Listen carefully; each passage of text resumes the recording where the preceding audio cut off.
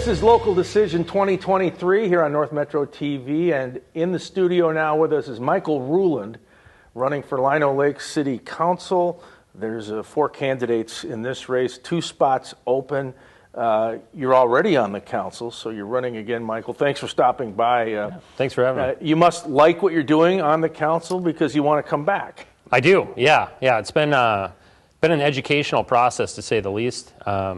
Having been on Economic Development Advisory Committee for Lino, moving on to Planning and Zoning, I had a little taste for it, but then certainly being on council now for the past 4 years is like, and then going through all the things we went through with COVID and special meetings and all the tough decisions we had to make. It's been an educational process, to say the least. Yeah, you jumped in at a very unique time. Yeah, exactly. Yeah, it was kind of like, boy, what did I sign up for here? But no, it's been good. It's been fun to, I guess, have kind of a say in the community where I'm raising my family. Yeah, and what have you learned? I mean, this is grassroots government. I mean, this is right there at the base of everything. Have you been able to pick up on things that you thought, oh, wow, I did not know this is how it worked? Yeah, I mean, high level on that, it's there's a lot of different things that it doesn't work the way that I thought it did, right? And so you think of kind of armchair politicians or whatever, and they say, well, why don't they do this? Why don't they do that? And I've had the opportunity to learn some of that stuff where it's like, I see why we can't do that, or what the consequence of doing those different things would be. What do you like about Lino Lakes now? What's the city doing well? Sure. I love the wide open spaces. I love the rural feel of Lino.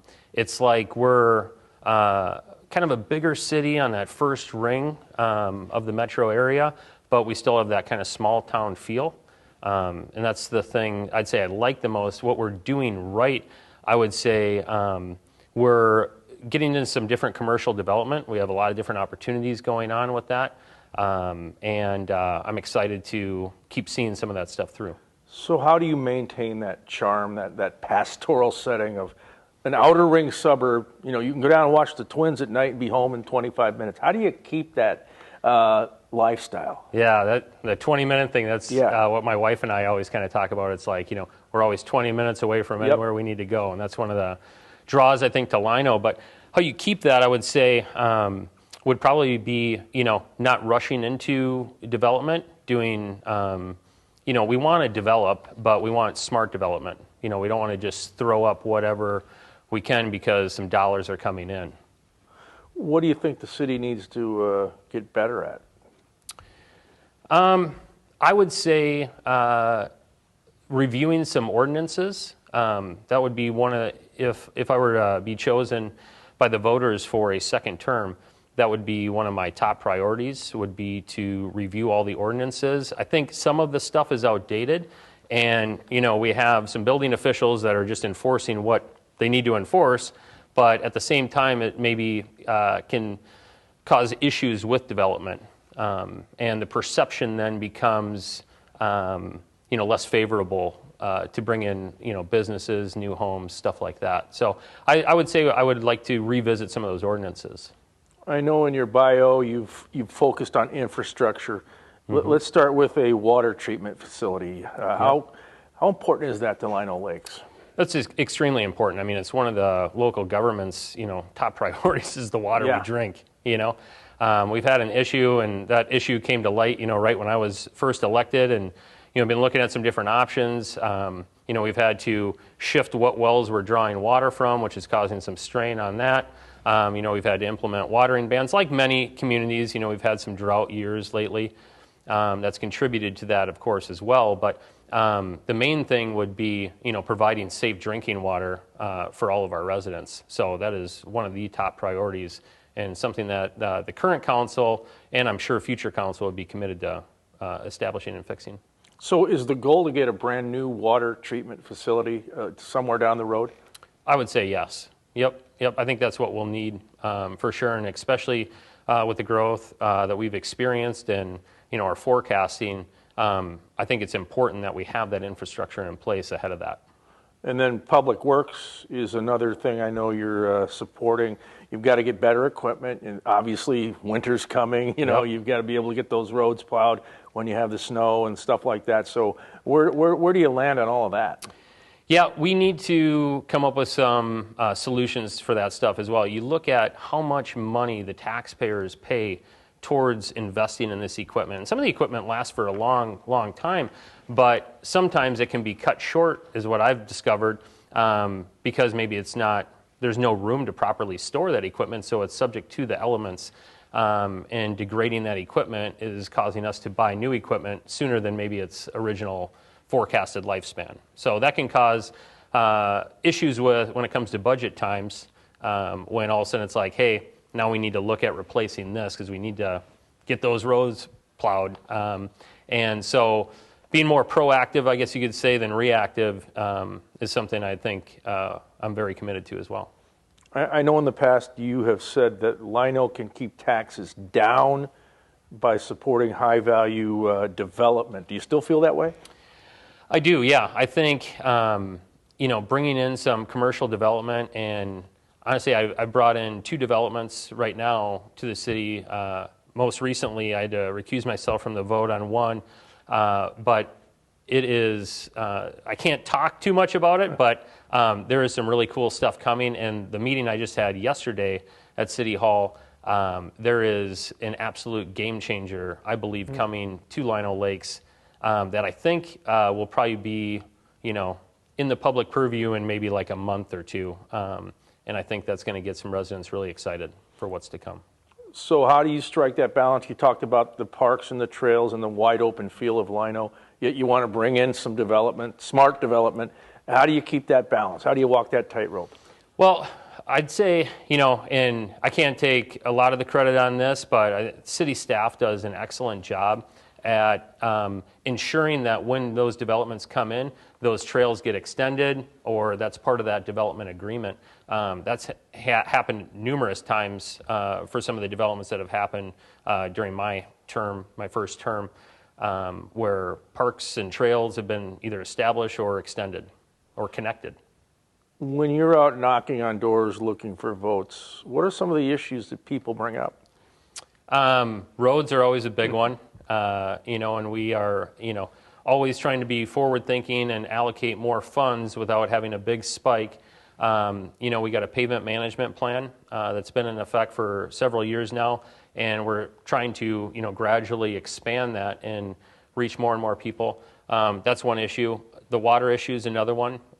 Some of the ordinances for, building and development would be another thing I hear about.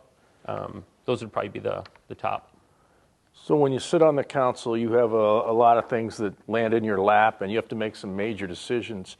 Right now, marijuana, which became legal in the state of Minnesota August 1st, and every city's really an island right now, trying to figure it out on their own, navigating through this new world we live in.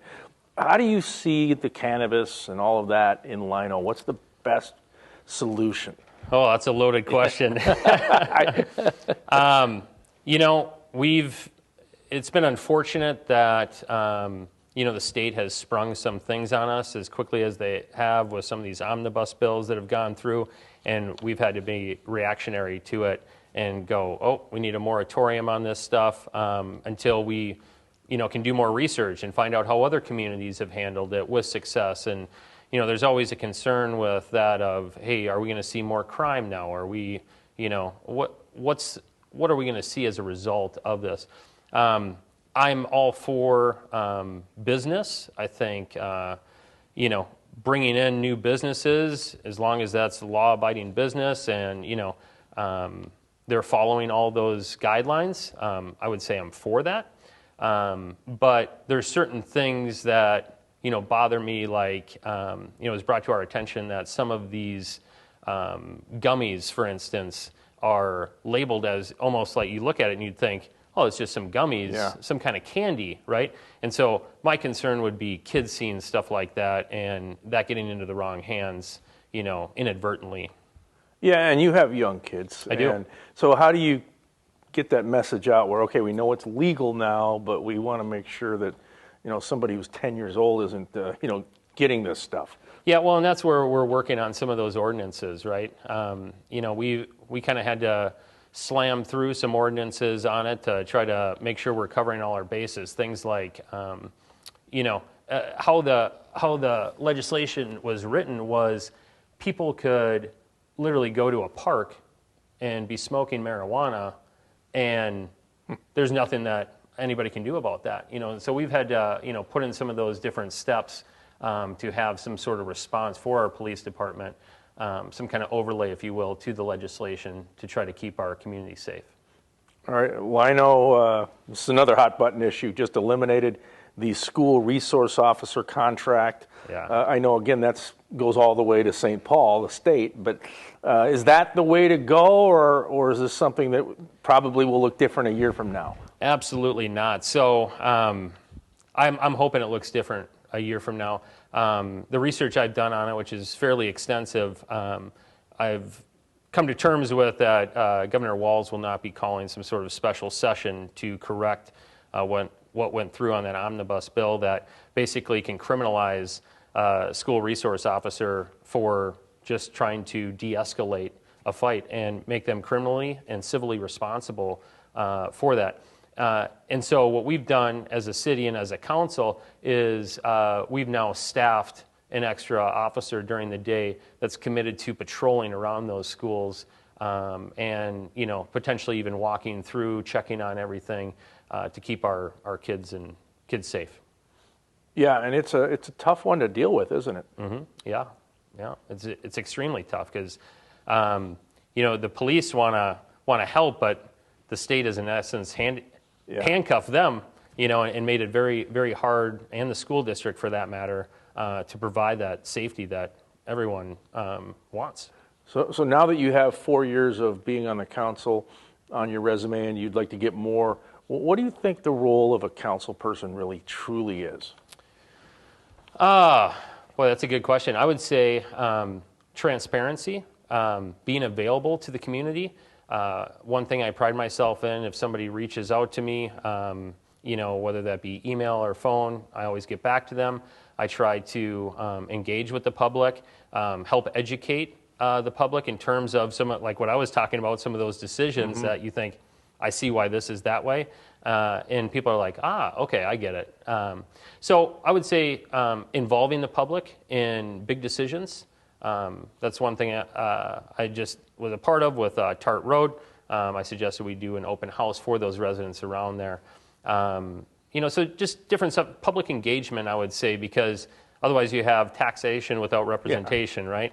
And so, being available to the community, I would say, would be the number one role. Yeah, and you mentioned transparency, and I think there is a certain amount of distrust right now between residents and politicians at all levels. How do you build those bridges? I mean, we are in polarized times. How do you bring people together and like you said, become transparent? Yeah, well, and I guess it still goes back to that. I mean, just making myself available to people and answering any questions. There are certain situations where we need a closed door session, and that's usually for the protection of the city and the resident tax dollars. And so some of that stuff's unavoidable, but I would certainly like to, be as open as possible. I always encourage anybody to come to council meetings, ask the questions. There's always open mic. Residents are free to come in and voice their concerns, and that's something then that we all take seriously and look further into. So here's your chance. You have the floor. Tell the viewers why they should vote for you, Michael Ruhland. Yeah, vote for me because I care about Lino Lakes. I have a young family that I'm raising in this city. I believe in commercial development, but the right kind of development. I'm not for necessarily large apartment complexes and whatnot, as I am with the right kind of commercial development where it can bring the community together. I love Lino Lakes, and I would love your vote. And you truly do think Lino Lakes is this jewel of the Twin Cities, correct? I really do. Yeah, that's right. All right. Any closing thoughts?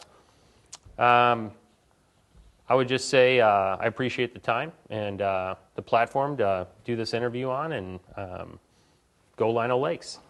All right. Well, thanks for stopping by. Yeah, appreciate he's Michael Ruhland, running for Lino Lakes City Council. This is Local Decision 2023 right here on North Metro TV.